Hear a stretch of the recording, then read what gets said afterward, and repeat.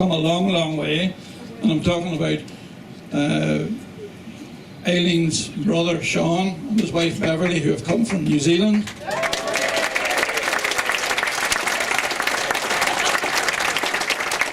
My own brother Kevin and his wife Pat, who have come in from New York. And our good friend Basil Crumlow from Chicago. Basil, you're very welcome. Of course, we have representing Bavaria, the Doublers. Hans and Anita, both of you are very welcome. And I do know that Catherine has very special friends here, and I forgot to write the names down, but they have come in from Zurich. So we're switching a bit. So with all that international gathering, I would like to say Céad Míle Fáilte, which is 100,000 welcomes.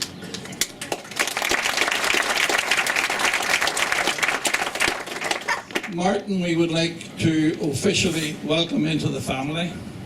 Martin, you're very welcome, and I think that you know that from the first day we met you. We have been very impressed with Martin, and we're delighted to have him now as a son-in-law.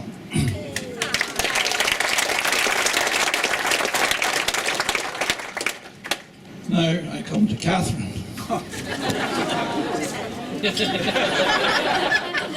What can I say about Catherine? She stole the show today. She looks absolutely fantastic.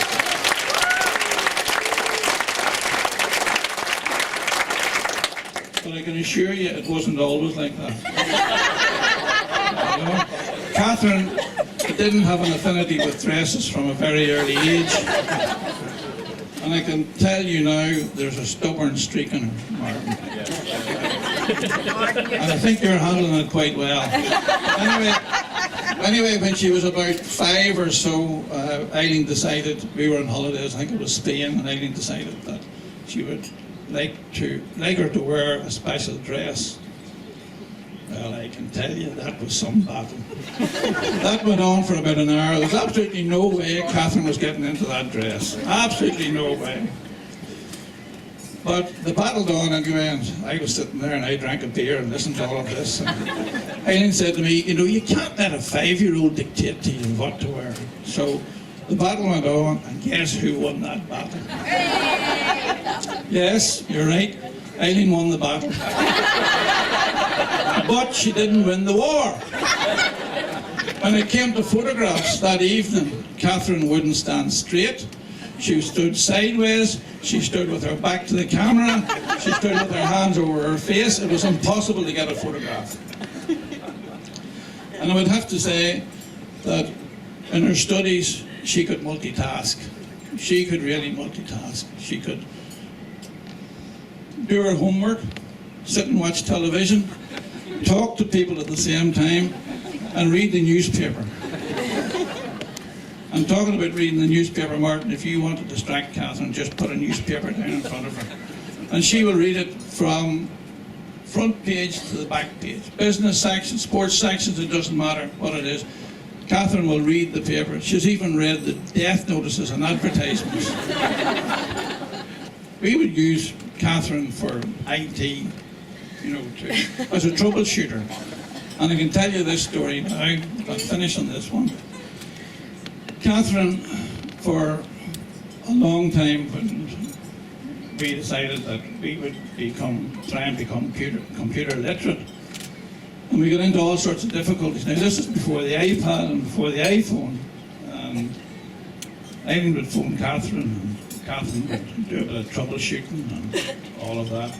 And then Catherine would be on the phone to Eileen and she would say, Mum, you haven't looked at your emails in a week. And then she would say, there's another email in there and you should look at it. And Eileen said to me, Catherine has got the password, you know, and she was able to act as a secretary. So Eileen decided to change the password. So Eileen changed the password, and about 2 days later, Eileen went to get into her emails and was locked out. what could she do? Only phone Catherine. And Catherine said, I was just going to phone you. Your computer, your emails have been hacked. Somebody has hacked into your emails and changed the password. But I was able to sort it out. I hacked into it, discovered what the password was, and now I put you back into your original password.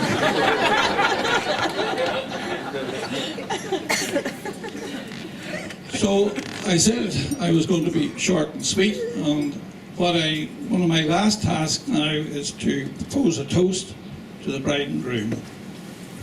And I asked you to fill your glasses and be upstanding, and we will propose a toast to the bride and groom. To the bride and groom.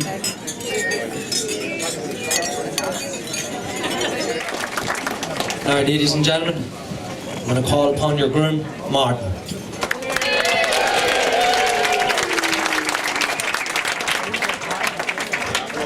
Thank you, everyone. Take a sip to calm the nerves.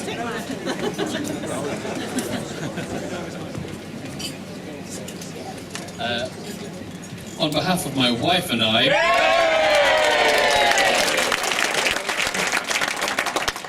we would like to thank you all for joining us on the happiest, most joyous day of our lives.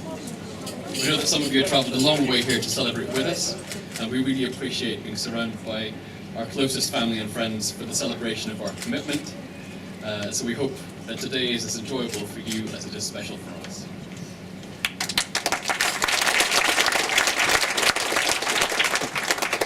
I'd also like to take the opportunity to propose a toast to the people who, for one reason or another, can't be with us today.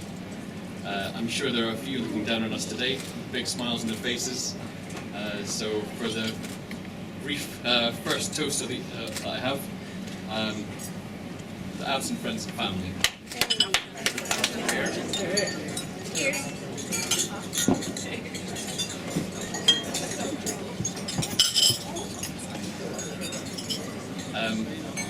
A very big thank you to Father Brian Darcy, who Catherine and I know is such a busy man with many commitments, but who's so generously given us time in order to travel to Enniskillen, from Enniskillen over to Corcoran to perform our ceremony in St Patrick's Church, who we are delighted has been able to join us today.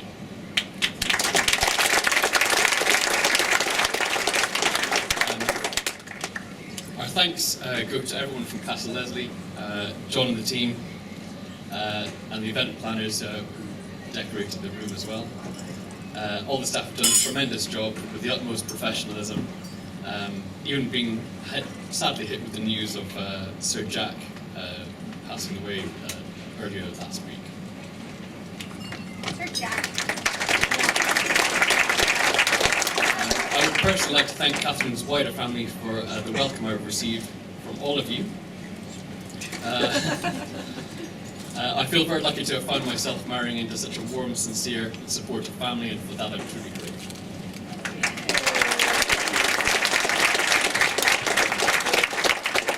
Both Catherine and I would also like to thank our hosts, my new in-laws, Eileen and Jackie, both for your kind words and for your generosity in being the founder of today's wonderful reception.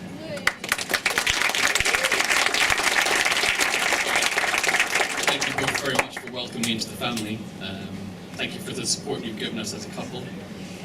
Thank you for all you've done for bringing up such a wonderful woman that I now have the privilege to call my wife.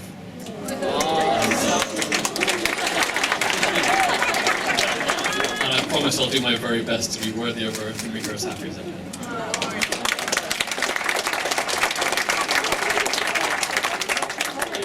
I'd also like to thank my own parents, people who have guided and supported me through thick and thin. Couldn't have hoped for a more caring mother and father, and a model for living a married life. You are both to this day my inspiration of how love, dignity and compassion are the strongest of the human virtues.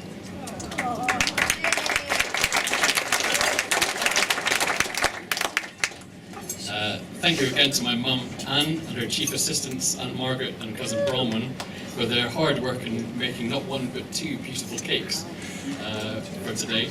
And thanks to Uncle Oliver for the official wedding video services. And also to the photography crew who have been around today. They've done a tremendous job.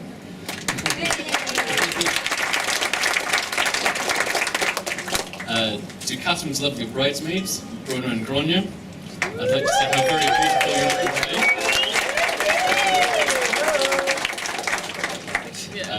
Thank you for all your support in helping Catherine organise this lovely day.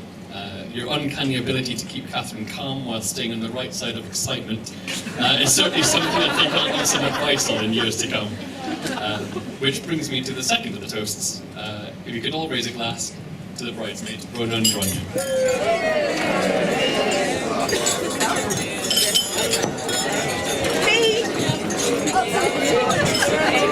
It has been over 17 and a half years since I first built up the courage to speak to Catherine in the Hogshead pub after starting Edinburgh College of Arts. Over the years I've gotten to know Catherine as a friend, but it wasn't until the 18th of February 2011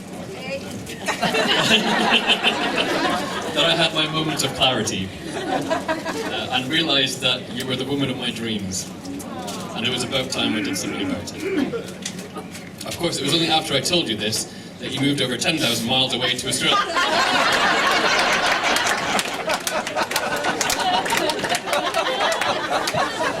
I am glad to say that distance only hardened my resolve. Because after you moved back and settled in London, I began to realise I wanted to make the move down beside you. Of course, it was only after I told you this that you decided to go over 5,000 miles away to California with Ethan.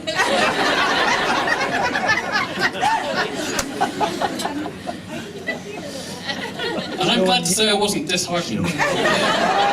Because San Francisco is a lot less distant than Melbourne, which I took as a good sign. Indeed, in the fullness of time, I did indeed make the move to London, and all the fears I had about what strife there would be about the adjustments we would need to make after all these years were quickly put to rest. It was easy, it was fun, I trusted you, and it felt like the most natural and wonderful thing that I've ever done.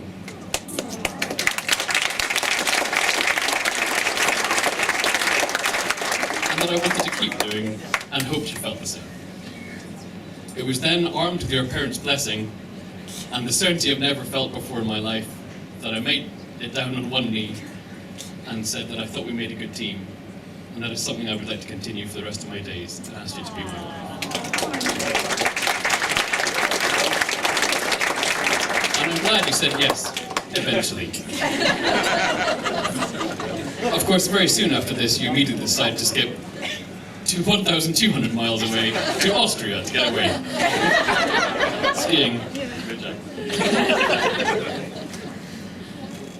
But as we can see, Austria is less distant than Australia. And indeed California. And I took that as a good sign.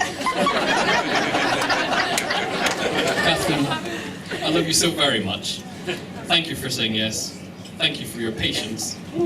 Thank you for making me the happiest man in the world.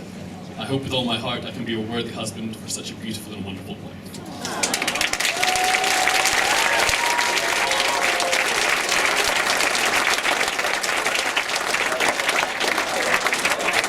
Now it's probably time that I hand you over to my best man, Paul, who I should pre-warn everyone here has a notoriously bad memory, a wild imagination. So please take everything he says with a pinch of salt.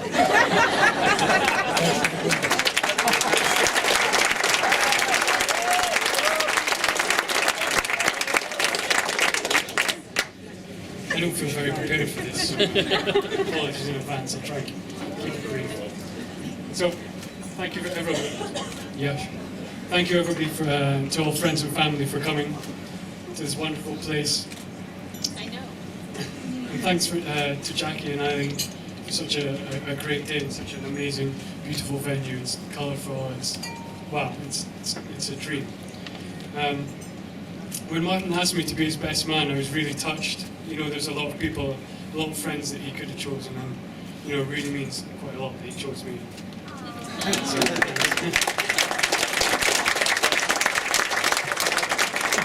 So when we were away, our family moved around a lot, and we moved from place to place for Dad's work. We got to see and experience a lot of different places and make friendships, you know, lasting friendships that have endured, and there's a lot of people here today from those days. But the real constant through all the change was a strong and secure and loving family that Mum and Dad worked really hard to provide for us.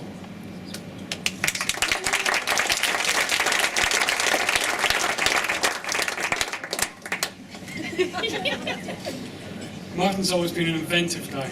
When we were wee, I think we lived in Dublin at the time, he built a hovercraft out of an ice cream tub, a lolly stick, and a remote control that he'd taken apart. It actually worked, and he kept making improvements to it, so he's an inquisitive chap. He used to do science experiments with a tent for a parachute jumping off walls.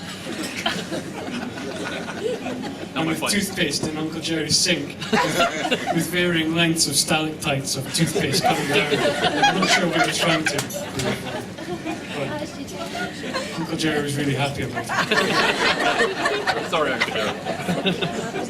He's always been a really creative, artistic guy. He's found many outlets for this over the years, which has stand him in good stead for his architecture. Once, when we were visiting Grandad's house, he and John Bradley decided he could improve the classic lines of Dad's brand new Alfa Romeo Giulietta by drawing murals on it with stones from the driveway. It could have been the worst day of Dad's life. He loved that car. He still loves it. I could hear the rage in your voice when I asked you about that.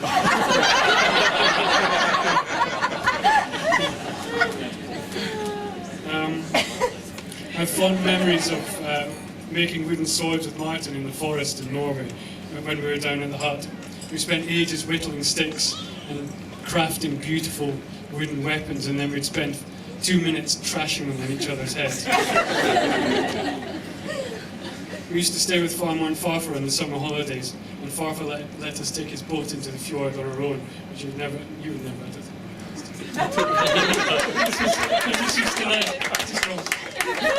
They didn't tell you that. We used to sail into the fjord and go out past the rock that we were definitely not allowed to go past. The sailing trips often ended up with us having a fist fight because we couldn't agree on who should be the captain. It's obviously me, right?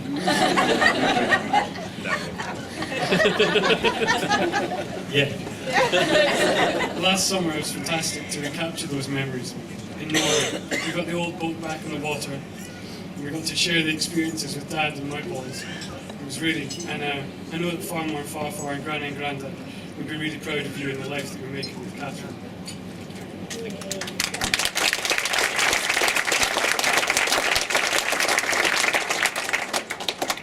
When Martin moved to Edinburgh College of Art, he met a fantastic group of friends and had some great times. There they are!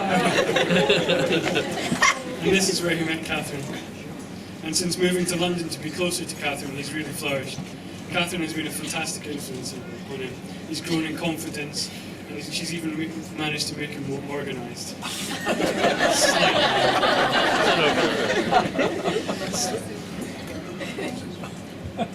It's great to see their relationship grow. Catherine, you look beautiful today. I'm really happy to have you as a sister-in-law, and welcome to our family.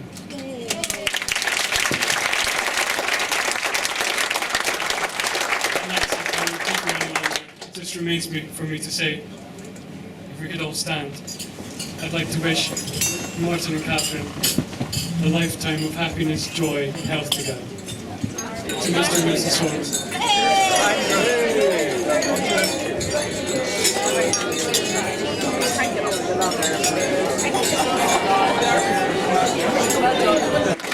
I'd just like to ask Andy Gemma to come up and read a short poem.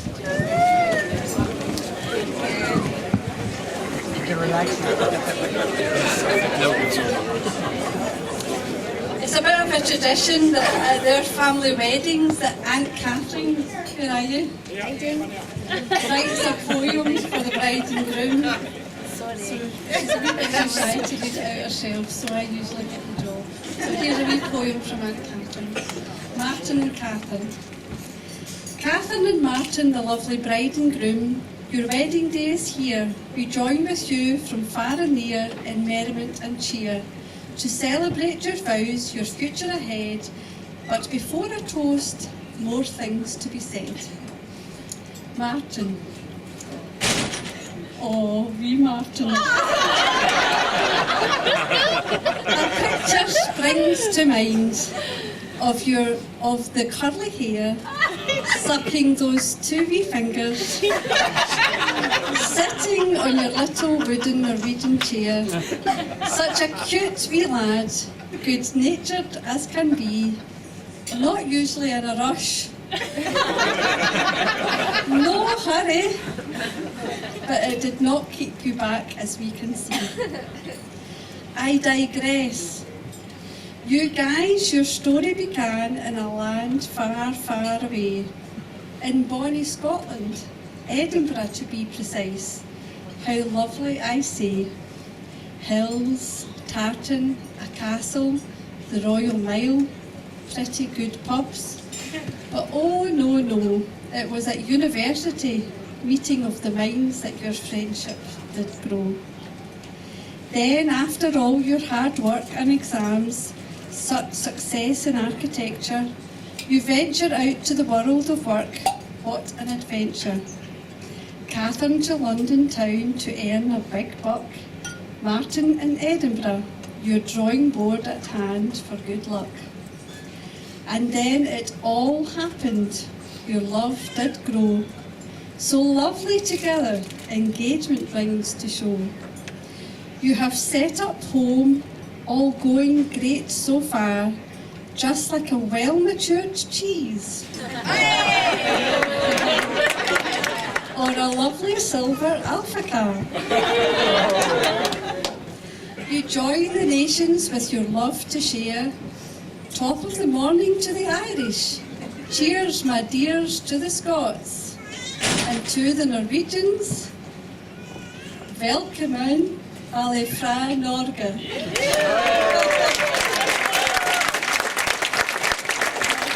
My ramblings will now cease. To party soon we will go. Martin, is your party piece going to be on show? You would get a pass as you are the groom, but what is a wedding without your YMC in the room? To you both we give our love, easily and unreservedly. A great wee couple. Be kind to each other, loving and true, and all best wishes from us to you. Let's raise a toast to the bride and groom. Much love, your Aunt Catherine.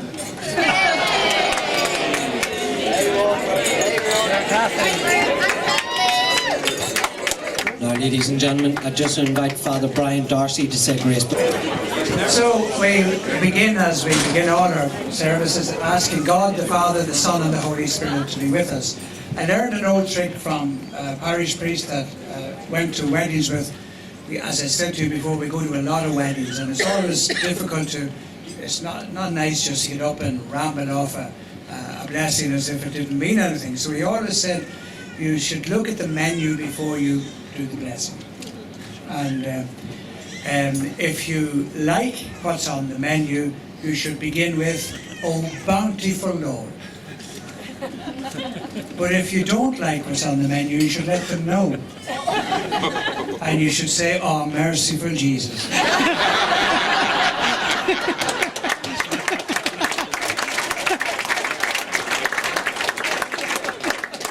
Those of you who have seen the menu, can you help me? Oh, bountiful Lord. What do we say? Oh, bountiful Lord. Oh, you're all right, okay. "Oh, bountiful Lord,